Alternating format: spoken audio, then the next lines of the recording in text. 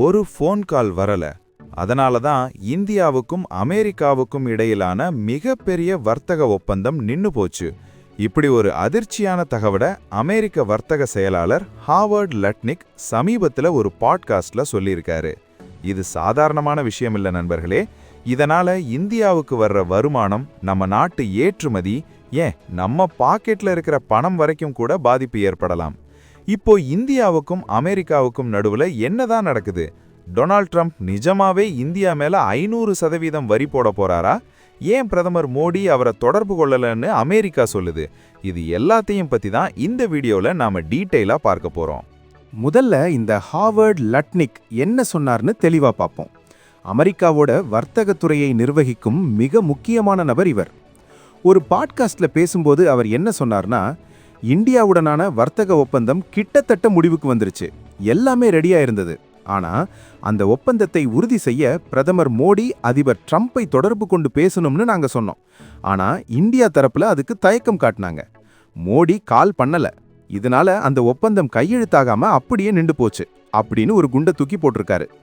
அது மட்டும் இல்லாம அந்த ரயிலை இந்தியா தவற விட்டுருச்சு. இப்போ லேட்டா வந்து கேட்டா அந்த ரயில் ஸ்டேஷனை விட்டு போயிருச்சுன்னு ரொம்ப காரசாரமா சொல்லியிருக்காரு.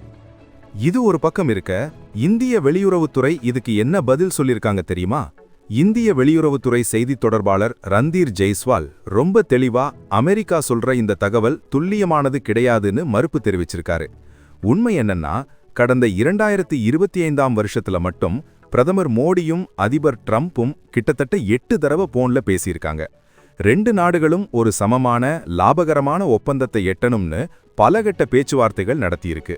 நாங்க பலமுறை ஒரு ஒப்பந்தத்துக்கிட்ட நெருங்கிட்டோம், ஆனா அமெரிக்கா தரப்புல சொல்லப்படுற இந்த காரணம் உண்மையல்ல அப்படின்னு இந்தியா தன்னோட தரப்பு நியாயத்தை முன் வச்சிருக்காங்க. உறுதியா தெரிஞ்சது என்னன்னா, இது வெறும் ஒரு ஃபோன் கால் சம்பந்தப்பட்ட விஷயம் மட்டும் கிடையாது.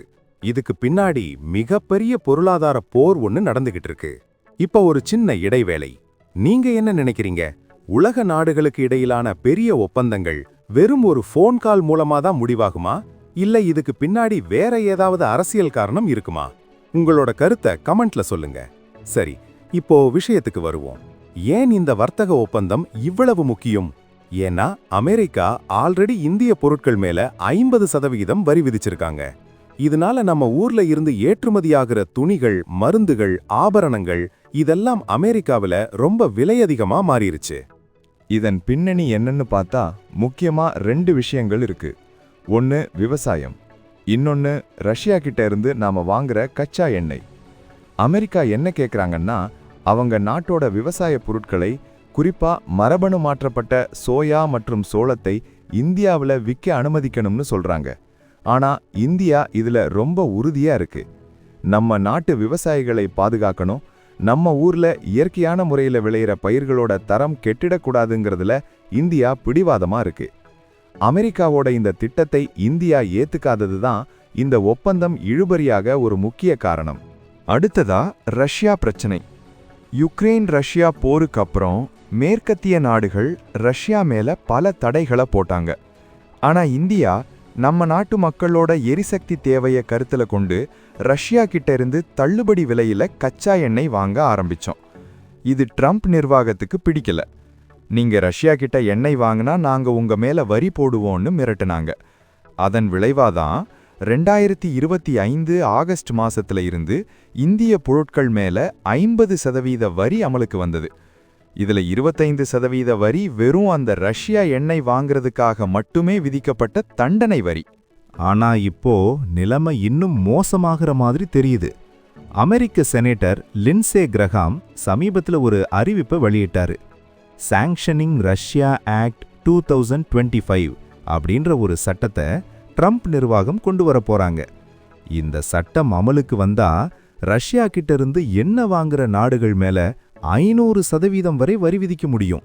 யோசிச்சு பாருங்க, 500% வரி போட்டா இந்தியாவால அமெரிக்காவுக்கு எந்த பொருளையும் ஏற்றுமதி செய்ய முடியாது. இந்தியாவில இருந்து வருஷத்துக்கு கிட்டத்தட்ட $120 பில்லியன் மதிப்புள்ள பொருட்கள் அமெரிக்காவுக்கு போகுது.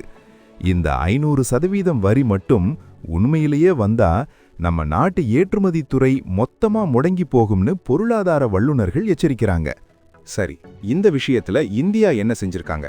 சில ஊடகங்கள் தெரிவிக்கிற தகவலின்படி இந்திய அரசு ஒரு தற்காப்பு நடவடிக்கையை இப்போ கையில் எடுத்திருக்காங்க. இந்தியால இருக்கிற எண்ணெய் சுத்திகரிப்பு ஆலைகள் கிட்ட நீங்க ரஷ்யாவிலிருந்து எவ்வளவு எண்ணெய் வாங்குறீங்க, அமெரிக்காவிலிருந்து எவ்வளவு வாங்குறீங்கன்ற தகவலை வாரம் ரிப்போர்ட் பண்ண சொல்லியிருக்காங்க. அதாவது ரஷ்யா கிட்ட இருந்து வாங்குற எண்ணெயோட அளவை கொஞ்சம் கொஞ்சமாக குறைச்சு அமெரிக்காவுக்கு புரிய வைக்க இந்தியா முயற்சி செய்யறதா ஒரு தகவல் வருது. ஆனா அதே சமயம் நம்ம வெளியுறவுத்துறை அமைச்சகம் என்ன சொல்லுதுன்னா, எங்க நாட்டு மக்களோட தேவையை யாராலையும் தடுக்க முடியாது, நாங்க யாரோட மிரட்டலுக்கும் பணிய மாட்டோம்னு கெத்தா சொல்லிட்டு இருக்காங்க. இதுல சில FAQs அல்லது அடிக்கடி கேட்கப்படும் கேள்விகளை பார்ப்போம். முதல்ல, ட்ரம்ப் ஏன் இந்தியா மேல இவ்வளவு கோவமா இருக்காரு? ட்ரம்பை பொறுத்த வரைக்கும் அவர் ஒரு டீல் மேக்கர். அவருக்கு அமெரிக்காவுக்கு லாபம் கிடைக்கணும், அதுக்கு மற்ற நாடுகள் விட்டு கொடுக்கணும்னு நினைப்பாரு. ரெண்டாவது, இந்த வரியால சாதாரண மக்களுக்கு என்ன பாதிப்பு? வரி அதிகரிச்சா இந்தியால இருக்கிற ஜவுளி நிறுவனங்கள், ஃபார்மா கம்பெனிகள்ல வேலைவாய்ப்பு குறையலாம். மூணாவது, மோடி ஏன் ஃபோன் பண்ணல? இந்தியா ஒரு மிகப்பெரிய ஜனநாயகம். எந்த ஒரு ஒப்பந்தமும் நாட்டு நலனை பாதிக்கும்னா அதை ஒரு தலைவரோட தனிப்பட்ட ஃபோன் கால் மூலமா மட்டும் முடிவு பண்ண முடியாது.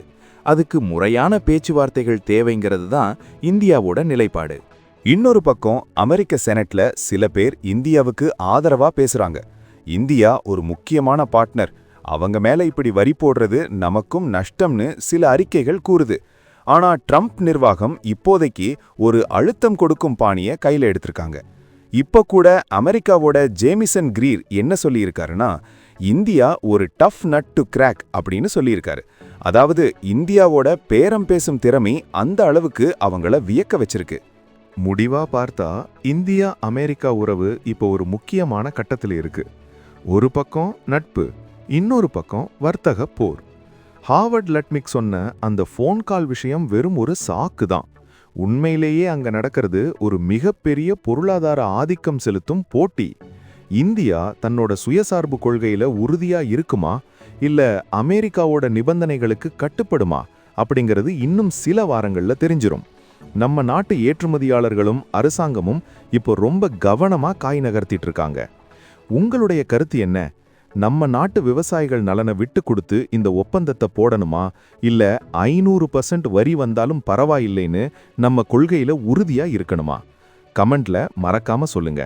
இது போன்ற முக்கியமான செய்திகளை ஆழமா புரிஞ்சுக்க நம்ம சேனலை சப்ஸ்கிரைப் பண்ணிக்கோங்க. அடுத்த வீடியோல சந்திப்போம்.